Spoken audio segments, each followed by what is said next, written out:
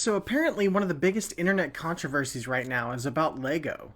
And no, I'm not joking. What started as pretty much like a dispute over a massive Lego collection has now turned into leaked emails, accusations, police reports, and pretty much a full-on online war involving a popular YouTuber called Reckless Ben. And honestly, the deeper you look into the story, the crazier it gets. So yeah, here's what happened. So, a Lego collection reportedly worth around $200,000 was placed on consignment at Bricks Minifigs store in Oregon. And for people who don't know, Bricks Minifigs is basically a franchise store that buys and sells Lego sets, minifigures, and collectibles. But at first, this sounds simple enough, yes, but things reportedly started falling apart after ownership changes at the store. Former franchise owner Crystal Gorman claims she was pretty much forced out of the business and that the massive Lego collection somehow became tied up in the dispute. And this is where the internet got involved.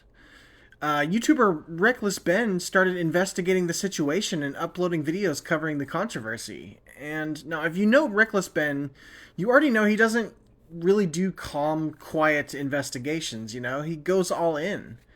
As the videos gained attention, people online began accusing the company of exploiting legal loopholes to effectively keep the collection without properly compensating the owner. And suddenly, this small local business dispute became a giant internet drama. But things then escalated again because Reckless Ben leaked that what he claimed was an internal company email discussing how Bricks and Minifig planned to handle the backlash, and according to the reports, the email instructed franchise locations on how to respond to criticism and customer questions. The company allegedly described the situation as a coordinated online attack. The email also reportedly claimed stores were receiving harassment calls, negative reviews, and disruptions connected to the controversy. And honestly, this is the point where the story stopped feeling like a normal business drama and started feeling like a full-on internet war. Because now both sides are accusing each other of serious misconduct. And the company reportedly stated that they were collecting evidence and sharing information with authorities, including police, postal inspectors, and even the FBI. Meanwhile, online audiences continue to heavily criticize the company, with many people siding with Reckless Ben and the former store owner. And this is why the story exploded online. Not because it's just about Lego, but because people love stories where massive internet attention suddenly crashes into real-world businesses and legal disputes. Especially when leaked emails start appearing.